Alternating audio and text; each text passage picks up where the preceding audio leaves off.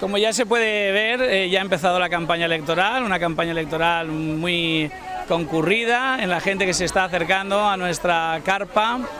y desde luego muy interesado en las propuestas que desde Compromís per Crevillent estamos haciendo al pueblo. La ciudadanía de Crevillent puede apostar por dos modelos concretos de opción de gobierno. El modelo que representa la continuidad, que es el que representa el gobierno del Partido Popular, de 25 años de gobierno, y la opción que presenta como una opción que es garantía de cambio, de cambiar las cosas, de innovación, de apostar por las nuevas tecnologías, de además gobernar para las personas, que es el gobierno que representa mi candidatura, que representa Compromís per Crevillent. Y desde luego vamos a estar aquí todos los viernes por la mañana en el mercado, en el mercadillo tradicional, en la Rambla, para explicar a la ciudadanía de Crevillent nuestras propuestas programáticas, para además,